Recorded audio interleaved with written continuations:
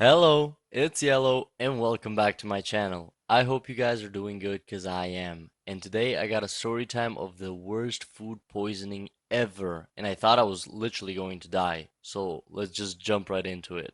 Bro, looking back at this now, it was actually hilarious, but at the time I genuinely thought Monica and I were not gonna survive that night.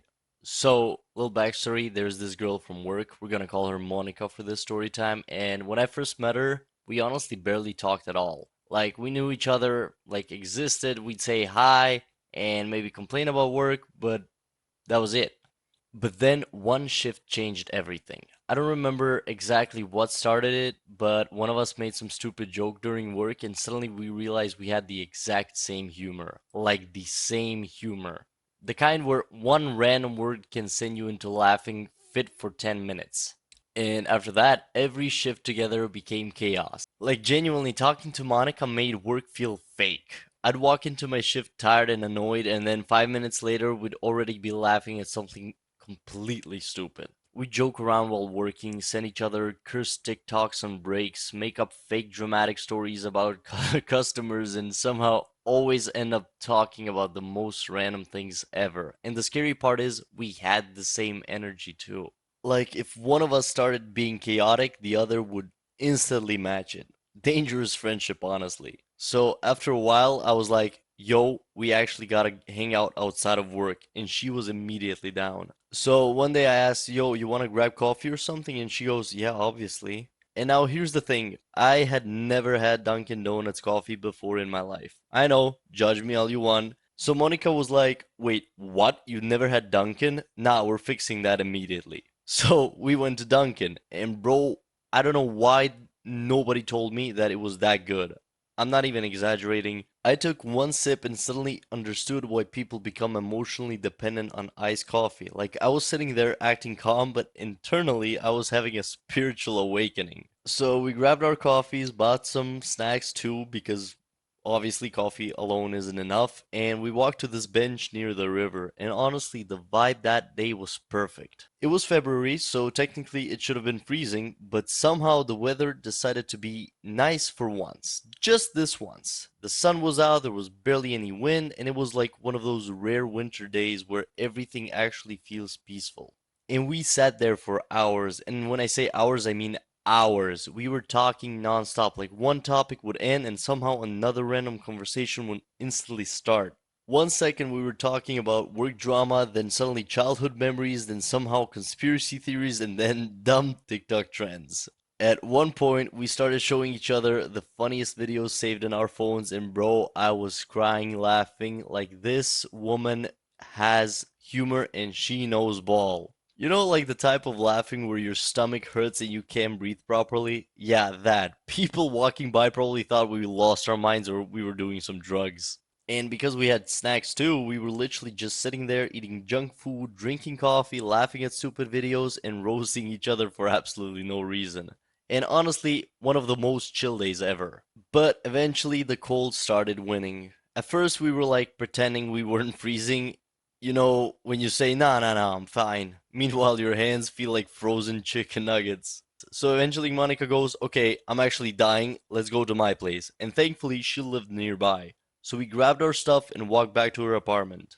Now, this is where everything slowly started turning into a disaster movie. At first thought, everything was still super chill. We got to her place, she grabbed the speaker, connected her phone, and suddenly the apartment turned into our own little concert. We were listening to music, singing horribly, talking about random stuff, joking around nonstop. And because it was already kind of late, everything became 10 times funnier for no reason. Like, we decided it would be a genius idea to order some alcohol. And instead of acting like responsible people, we ordered enough drinks like we were celebrating the end of civilization. Big mistake number one. The drinks arrived and we absolutely destroyed them over the next few hours. And the worst part, neither of us even realized how much we drank because we were too busy talking and laughing. The next thing I know, it's like 3 a.m. and suddenly the hunger hits both of us at the same time. Not like normal hunger either. I'm talking starving. Like, I could eat the couch type hunger. So I immediately said, okay, we need pizza. Because pizza is safe, pizza is loyal, pizza has never betrayed me. But Monica goes, no, let's order Chinese food. And honestly, I should have trusted my instincts. And something in my soul was telling me, like, don't do it. But instead, I said, yeah, okay, fine. Worst decision ever made. So we ordered the food, and when it arrived, we attacked that food like we hadn't eaten in weeks. Everything tasted amazing at first too, which honestly makes the betrayal even worse. So after eating, we were sitting there joking around, feeling completely fine, talking about finally sleeping because we were exhausted. And then suddenly, my stomach made a noise I have never heard before. Like it sounded illegal. And Monica just slowly looks at me and goes, hey, I don't feel good. Bro, not even 5 minutes later, both of us realized something was very wrong. And then it hit us. Food poisoning at the exact same time. Thankfully, her apartment had two bathrooms because otherwise one of us genuinely would not have survived. So she ran to the big bathroom and I took the small bathroom. And listen, guys, I'm not gonna describe details because some things should stay private, but just know it was horrible, like actual suffering. At one point, I was sitting on the bathroom floor, staring into space, thinking, "This is how I go out, huh?" Meanwhile, every few minutes, one of us would yell, "Hey, are you okay?" And the other person would answer in the weakest voice possible, "No."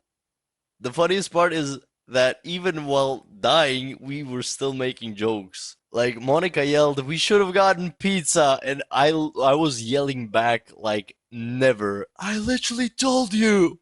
And then we tried to get some sleep, and neither of us slept properly the entire night. We could have barely moved, except to slowly walk back and forth from the bathrooms like zombies. Honestly, it felt less like a sleepover and more like survival training. Eventually, though, after the worst night ever, we somehow managed to pass out from exhaustion. And when we woke up in the next morning, bro, we looked dead. Like we both had the exact "I've made horrible life choices" face. It felt like we drank expired wine found behind a gas station.